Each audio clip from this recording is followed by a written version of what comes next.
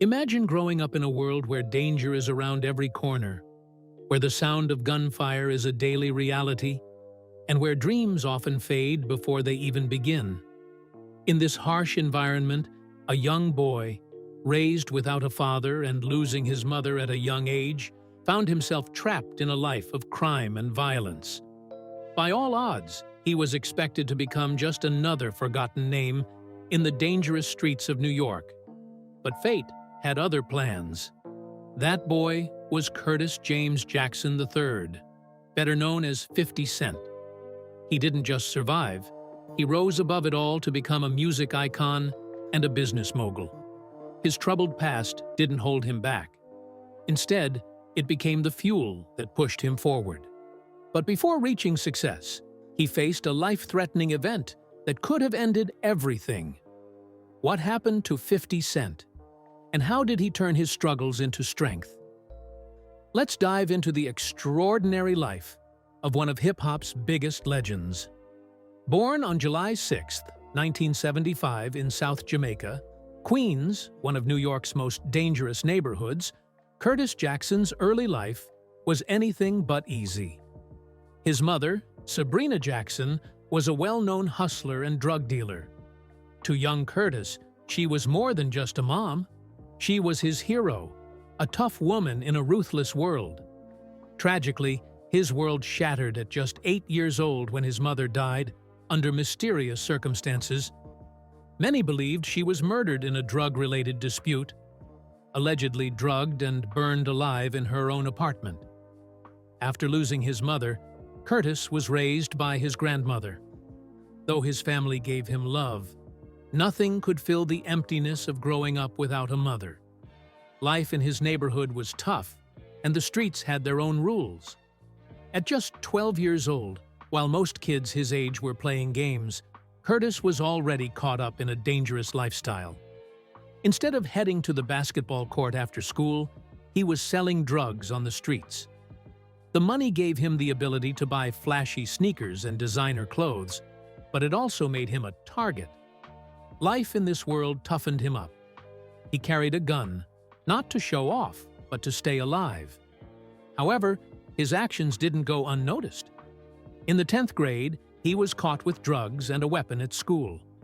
It was his first major run-in with the law, but it wouldn't be his last. By 1994, at just 19 years old, Curtis was arrested for selling drugs to an undercover cop. A search of his home uncovered heroin, crack cocaine, and a gun hidden under his bed. He was sentenced to 6 months in a boot camp correctional facility. But during that time, he also earned his GED, a small but significant step toward a different future. Even while involved in crime, Curtis had another passion: music. Since childhood, he had been drawn to storytelling through rap. After leaving the correctional facility, Curtis made a life-changing decision. He would dedicate himself to music. He spent countless hours writing and recording in a friend's basement studio, determined to turn his talent into something bigger. In 1996, his big break came when he was introduced to Jam Master Jay, a legendary member of Run DMC. Jay saw Curtis's potential and took him under his wing, teaching him how to write songs, structure lyrics, and perform. More importantly, he trained him in professional music production, skills that would later define his career. Years of hard work finally paid off when Curtis signed a deal with Columbia Records in 1999. He started working on his debut album, Power of the Dollar, and gained major attention with his controversial song, How to Rob, a track that humorously described robbing the biggest rappers in the game. Just as his music career was about to take off, a terrifying event changed everything.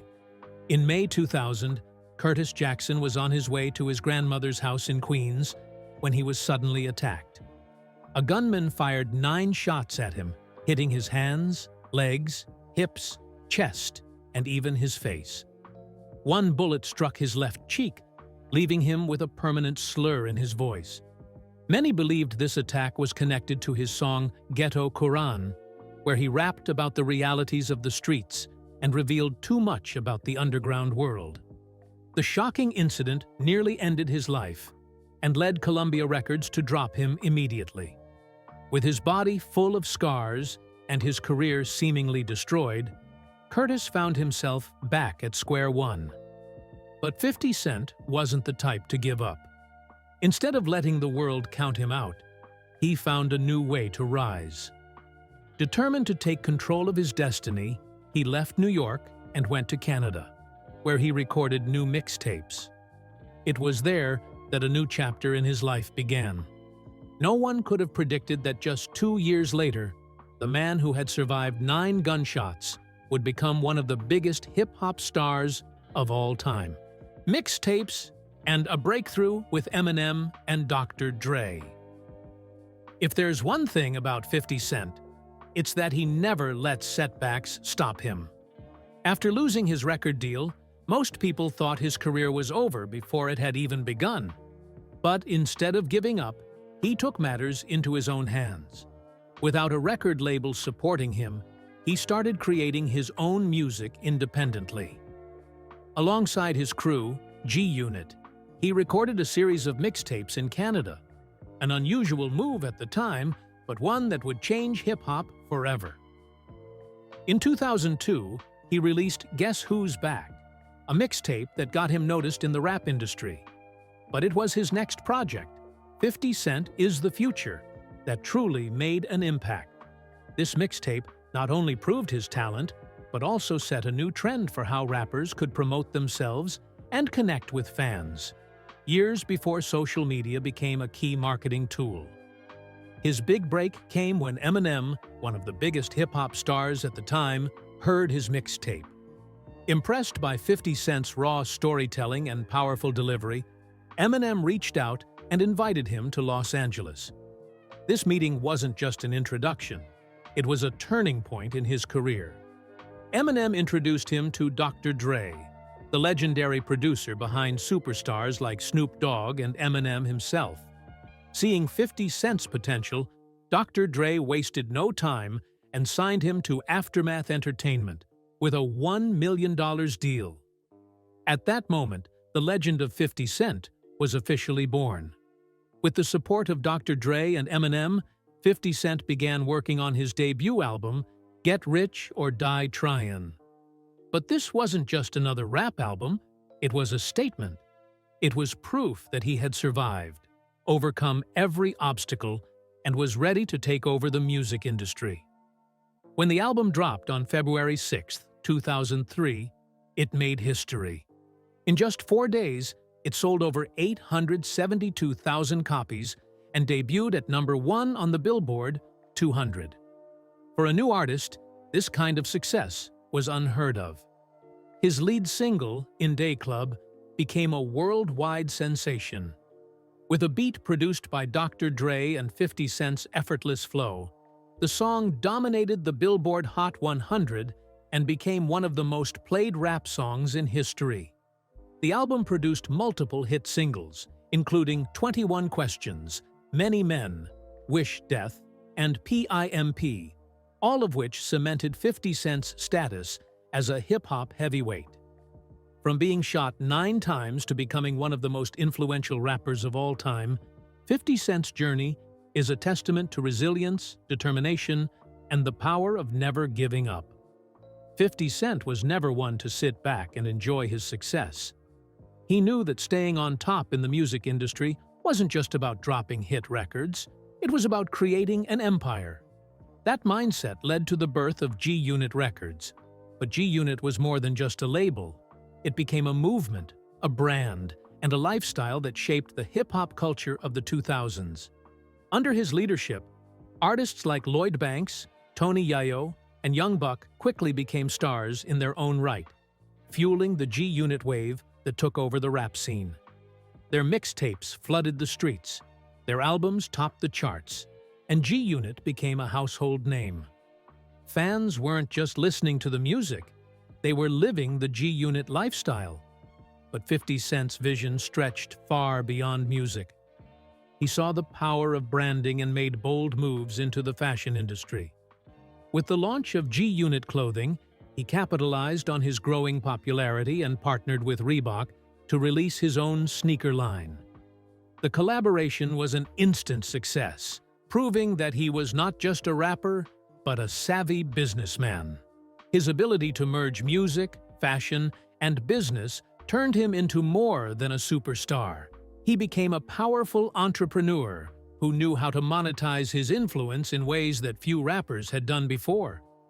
After the overwhelming success of Get Rich or Die Tryin', the pressure was on to prove that he wasn't a one-album wonder.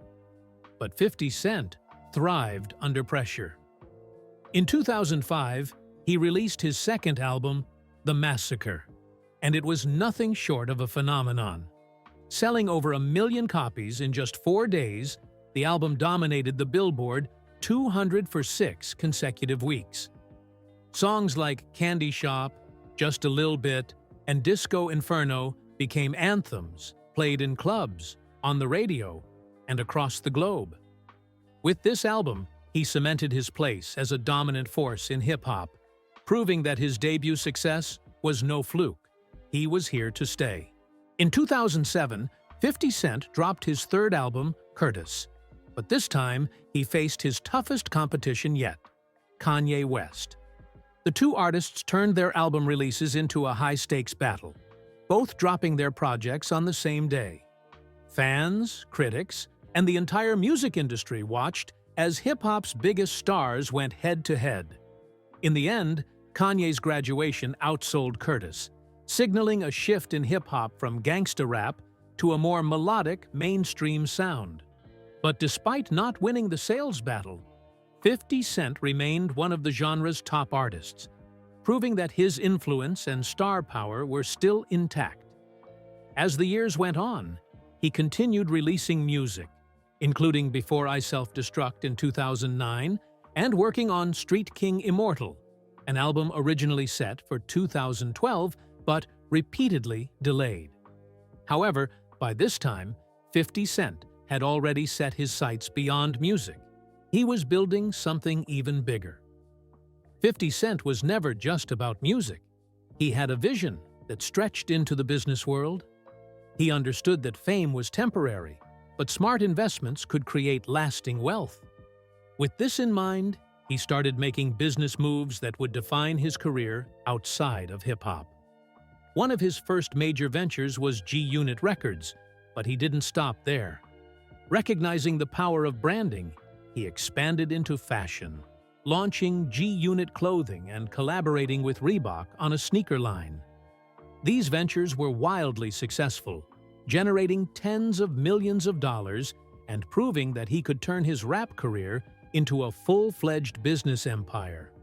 But one of his biggest and smartest investments came when he stepped into the film industry. In 2005, he starred in and produced the semi-autobiographical movie Get Rich or Die Tryin'. While the film received mixed reviews from critics, it was a commercial success, further solidifying his status as a pop culture icon. He wasn't just a musician, he was now an actor and a businessman making waves beyond the rap game. If there was one deal that changed everything for 50 Cent, it was his investment in vitamin water. Unlike most celebrities who simply take endorsement deals, he took a different approach. Instead of just being the face of the brand, he negotiated an equity stake in Glacéau, the company behind vitamin water. At first, many people didn't see the significance of this move. But in 2007, when Coca-Cola bought Glacéau for a staggering $4.1 billion, 50 Cent walked away with an estimated $100 to $150 million. In that moment, he transitioned from being a successful rapper to a business mogul with real financial power. However, with great wealth came great risk. After making a fortune from vitamin water, 50 Cent began living an extravagant lifestyle. He splurged on luxury cars, multi-million-dollar jewelry, and even purchased Mike Tyson's massive Connecticut mansion, which cost a fortune to maintain. While his spending was headline-worthy, some of his business decisions were less successful. He invested in ventures like boxing promotions, Effin vodka, and high-risk real estate projects, some of which failed to generate the returns he expected. But perhaps the biggest hit to his fortune came from legal troubles. In 2015, despite still being one of the most recognizable names in hip-hop, 50 Cent shocked the world by filing for Chapter 11 bankruptcy. The filing wasn't because he was completely broke, but rather a strategic move to protect his assets after facing several costly lawsuits. Poor financial management, extravagant spending, and legal battles had taken a toll on his wealth, reminding the world that even the richest celebrities could face setbacks. Despite these challenges, 50 Cent remained resilient. His ability to adapt, learn from mistakes, and constantly reinvent himself kept him relevant. He was no longer just a rapper. He was a businessman, an actor, a producer, and most importantly, a survivor who had conquered the odds time and time again. One of the most damaging lawsuits 50 Cent faced came from Lastonia Leviston, the ex-girlfriend of rapper Rick Ross. She sued him for leaking an intimate video of her without permission, and the court ruled in her favor, ordering him to pay $7 million in damages. But that wasn't the only financial weight on his shoulders. His debts piled up from various sources, including outstanding payments to SunTrust Bank, the enormous costs of maintaining his lavish Connecticut mansion, and multiple failed investments that drained his wealth. At first glance, it seemed like the once invincible mogul was in deep financial trouble. But filing for bankruptcy wasn't an act of defeat. It was a calculated business move. Many misunderstood the situation, assuming he had lost everything. In reality, Chapter 11 bankruptcy allowed him to reorganize his finances, restructure his debts, and protect his remaining assets. He wasn't broke. He was simply repositioning himself to avoid financial ruin. This kind of strategy is common among wealthy individuals and corporations who need to regain control over their finances without losing everything. Despite facing these financial setbacks, 50 Cent was far from finished. Once he stabilized his situation, he made a strong comeback by focusing on new business opportunities. His biggest win came with television. He signed a massive $150 million deal with Starz to produce Power, a crime drama that became one of the most successful shows on cable. The series not only redefined his career, but also solidified his place as a power player in the entertainment industry. He didn't stop there. He later sold his stake in Effin Vodka for $60 million and shifted his attention to music, brand partnerships, and tech investments, ensuring his income remained steady. From a chart-topping rapper to a multimillionaire entrepreneur, and from a fallen investor to a resilient businessman, 50 Cent's journey is a testament to perseverance. He once said, "I lost hundreds of millions of dollars, but I'm still here, still making money, and still 50. Those who have faced true hardship understand the power of a comeback, and 50 Cent is a prime example of someone who refuses to stay down. His financial roller coaster isn't just about the money. It's about resilience, adaptation, and the will to keep rising, no matter the odds. There's an old saying among the wealthy, making money is one thing, but knowing how to keep it is another. If anyone understands that lesson firsthand, it's 50 Cent.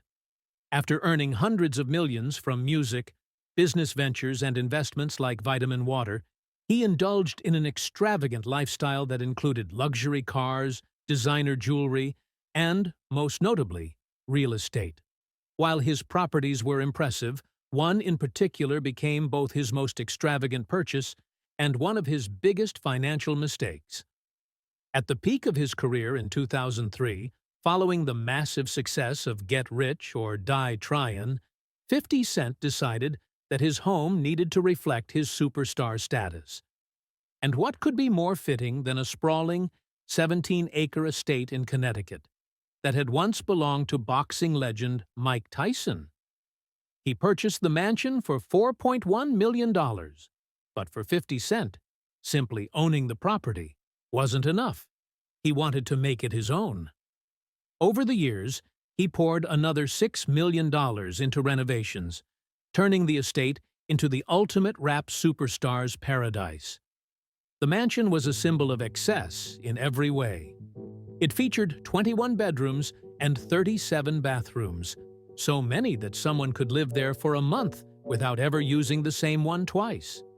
The estate also boasted a private nightclub and casino, allowing 50 Cent to throw wild parties without ever stepping outside his front door. Beyond that, there was a basketball court, a massive swimming pool, and a state-of-the-art recording studio where he could create music without leaving his property. For a while, the mansion seemed like the perfect representation of his larger-than-life persona. But what many people fail to realize about ultra-luxurious homes is that they come with staggering upkeep costs. The Connecticut estate was no exception. Every month, 50 Cent had to shell out $72,000 just to keep the property running. Utilities alone cost him $118,000 per year, and maintaining the mansion required tens of thousands of dollars for staff, cleaning, and landscaping. Even for a multimillionaire, these costs quickly became a financial strain. As time went on, 50 Cent realized that his prized mansion was more of a burden than a luxury. What was once a dream home became an expensive headache, draining millions from his bank account. No matter how much money he made from music, television, or business, the estate remained an anchor pulling him down financially. Eventually, he decided that it was time to let go. But selling a property of this magnitude would prove to be another challenge entirely, one that would take years to resolve. The Connecticut estate wasn't the only extravagant property in 50 Cent's real estate portfolio. Before owning the sprawling Tyson mansion, he had another lavish home in Dix Hills, Long Island. However, this property met an even more tragic fate.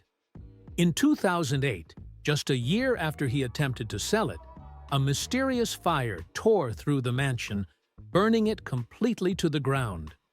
What made the incident even more controversial was the fact that 50 Cent wasn't the one living there at the time. His ex-girlfriend, Shaniqua Tompkins, and their son, Marquise Jackson, were the residents. Tompkins immediately accused 50 Cent of deliberately setting the fire to force her out, even filing a lawsuit against him. However, no evidence was ever found to support the claim, and the case was ultimately dismissed. While the cause of the fire remained a mystery, one thing was certain: 50 Cent had lost yet another multi-million-dollar property.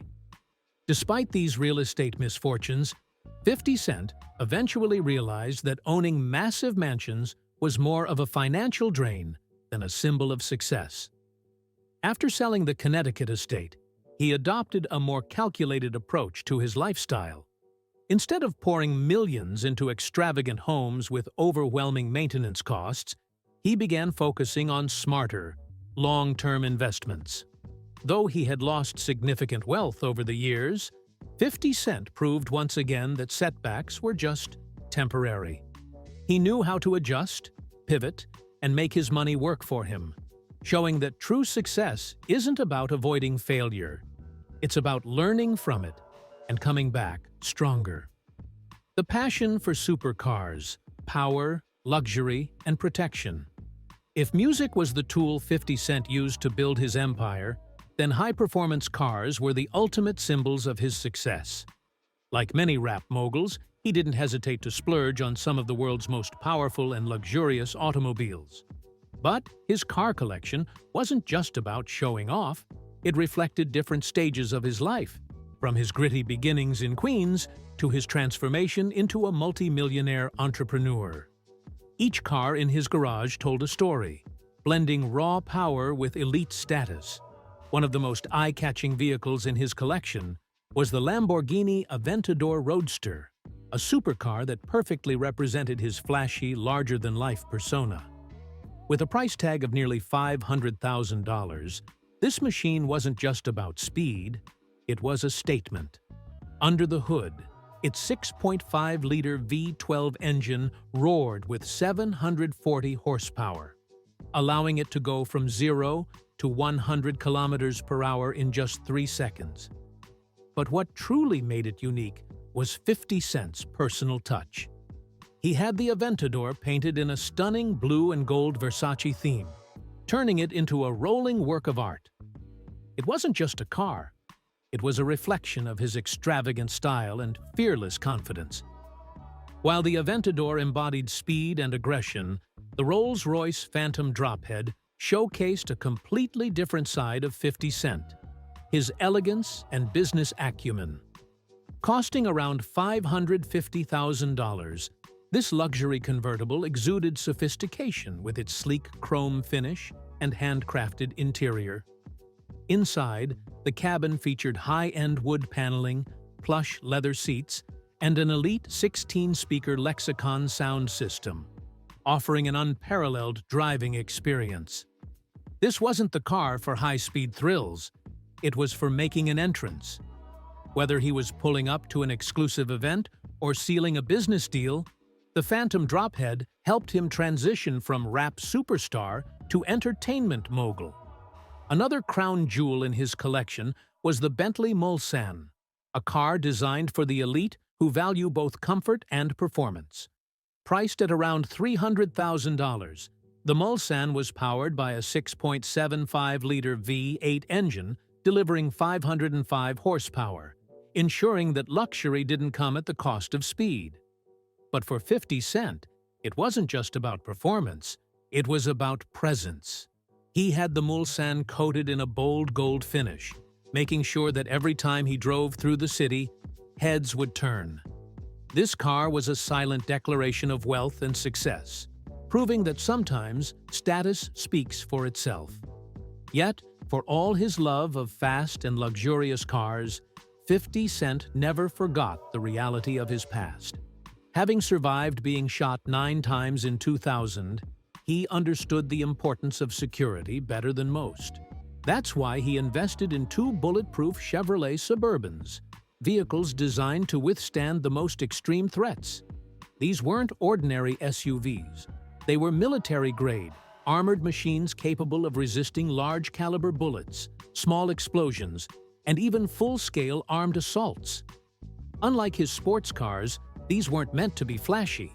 They were built for protection, ensuring that no matter where he went, he remained safe. Beneath the reinforced exterior, these SUVs packed a powerful 6.2-liter V8 engine with 420 horsepower, paired with a 10-speed automatic transmission and an advanced all-wheel drive system. While they weren't the fastest vehicles in his collection, they played the most critical role, keeping 50 Cent alive and secure in an industry where fame and wealth can often make you a target. For 50 Cent, success wasn't just about making money. It was about showing it off. If supercars were his way of making a statement on the road, then watches and jewelry were his way of displaying wealth and status. In the world of hip-hop, where image is just as important as talent, 50 Cent embraced the culture of luxury with an extensive collection of high-end timepieces and dazzling jewelry. To him, a watch wasn't just for telling time, it was a symbol of power, precision, and accomplishment. One of the standout pieces in his collection was the Hublot Big Bang King Gold, a watch that perfectly blended elegance and toughness. Priced at around $43,000, it wasn't the most expensive piece he owned, but it made a statement. With its 18-karat gold case, scratch-resistant sapphire crystal, and high-end chronograph movement, the Hublot Big Bang was both stylish and durable, an ideal match for 50 Cent's larger-than-life persona. It wasn't just about luxury. It was about wearing something that reflected his journey from the streets to the top of the entertainment industry. While the Hublot showcased modern craftsmanship, the Audemars Piguet Royal Oak represented something even greater: prestige and exclusivity. Considered one of the most sought-after luxury watches, this timepiece could cost up to $200,000, and 50 Cent took his to another level by having it completely encrusted in diamonds. This watch wasn't just about telling time, it was about commanding attention. The skeleton dial design allowed a clear view of its intricate mechanics, proving that owning a masterpiece meant understanding its craftsmanship. It was a watch made for the elite, and 50 Cent made sure it fit his high-roller lifestyle. But even these watches weren't the crown jewel of his collection. That title went to a $1 million timepiece encrusted with nearly 500 diamonds. More than just a watch, this was a work of art, a statement of ultimate luxury. With its shimmering design resembling a starry night sky, this watch wasn't about function, it was about flaunting success. Owning a piece like this placed 50 Cent in the same league as billionaires and royalty, proving that he had built an empire far beyond music. Beyond watches, 50 Cent had a deep love for bold and extravagant jewelry. His collection included massive gold chains, diamond rings, and custom bracelets, all designed to reinforce his image as a rap mogul. One of his most iconic pieces was a giant gold chain featuring the G-Unit logo, symbolizing the brand and empire he built from the ground up. Another standout was his Cartier Panther ring, valued at $17,000. Designed in the shape of a fierce panther, it was covered in sparkling diamonds, perfectly capturing 50 Cent's aggressive and fearless personality. These weren't just accessories. They were a representation of his status, achievements, and relentless ambition.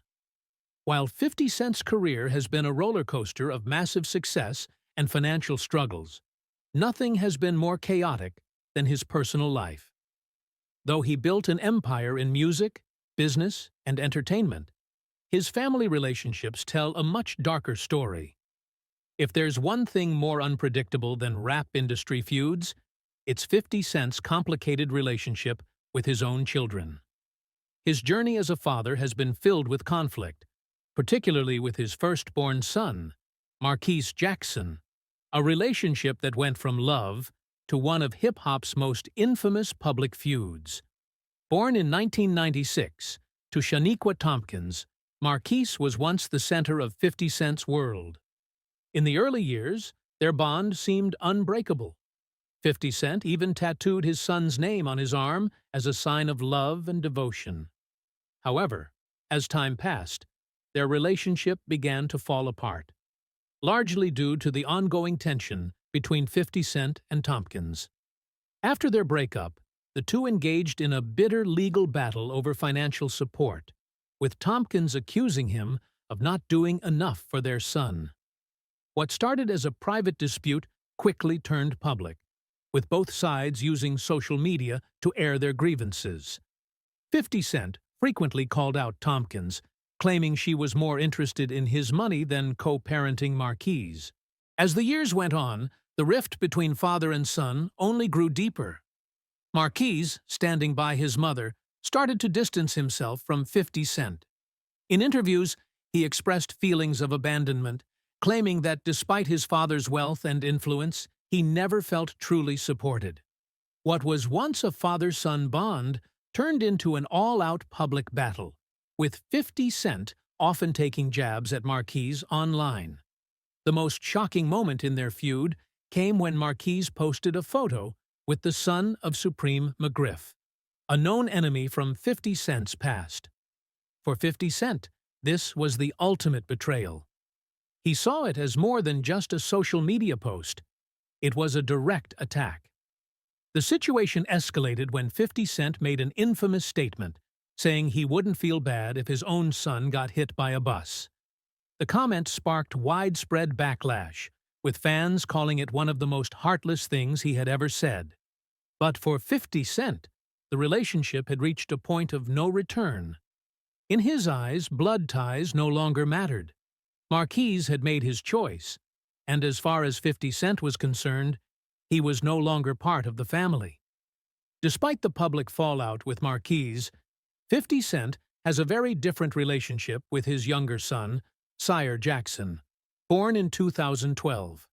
Unlike Marquise, Sire has been raised in a much more stable environment, with 50 Cent frequently sharing moments with him on social media. Whether it's supporting his early modeling career or spending time together at events, 50 Cent seems determined to avoid the mistakes he made with Marquise. However, given his past, some wonder if this father-son relationship will remain strong in the years to come. For all his success in business and entertainment, 50 Cent's personal life remains one of his greatest struggles. His ongoing feud with Marquise is a reminder that fame and fortune don't always bring happiness, and that money can't fix broken family bonds. While 50 Cent has proven time and time again that he can survive financial loss and industry setbacks, his biggest battle may be one that money and power can't solve: the battle to repair the relationships that matter most. While 50 Cent's relationship with his firstborn, Marquise Jackson, has been filled with tension and public disputes, his bond with his younger son, Sire Jackson, is the complete opposite. Born in 2012 from 50 Cent's relationship with Filipino model Daphne Joy, Sire has been raised in a world of luxury, far from the struggles his father endured growing up. From an early age, Sire showed a natural talent for the spotlight. At just 2 years old, he landed a $700,000 modeling contract with a children's headphone brand, making him one of the highest-paid child models at the time. Unlike the strained dynamic with Marquise, 50 Cent takes great pride in his relationship with Sire, frequently posting heartwarming father-son moments on social media. These glimpses into his private life reveal a softer, more affectionate side of the rap mogul, one that fans rarely get to see. In interviews, 50 Cent has openly admitted that Sire helped him rediscover the joy of fatherhood, something he had lost over time due to his issues with Marquise. While his career has been marked by controversy and success, his bond with Sire is one of the few constants in his life. Beyond his music and business empire, 50 Cent's love life has been just as headline-worthy as his career. Over the years, he has been linked to several high-profile women, with one of the most talked-about relationships being with actress Vivica A. Fox. The two began dating in 2003, but their romance was short-lived, lasting only a few months before ending in a very public fallout. After their split, things quickly turned sour. Vivica accused 50 Cent of being selfish and controlling, while 50 Cent didn't hold back in his responses, firing back with sharp words. Their back-and-forth kept fans entertained for years, turning what was once a promising romance into one of the biggest celebrity breakups of the time. Following his relationship with Vivica, 50 Cent moved on to Daphne Joy, the mother of his son, Sire. Though their relationship didn't last, it resulted in the birth of a child whom 50 Cent deeply cherishes. Unlike his bitter feud with Vivica, his connection with Daphne has remained relatively drama-free, likely due to their shared focus on co-parenting Sire. Despite achieving money, fame, and power, the one thing 50 Cent has never fully secured is a stable and loving family life. In a life filled with contradictions, this remains one of the most ironic truths about a man who has conquered almost everything else. While many artists fade over time, 50 Cent continues to reinvent himself, proving that success in entertainment is about more than just talent. It's about strategy, resilience, and the ability to evolve. What's your take on 50 Cent's life, career, and personal journey? Drop your thoughts in the comments below. And don't forget, like, share, and subscribe to stay updated on all the latest celebrity insights. Thank you for watching our video. Goodbye.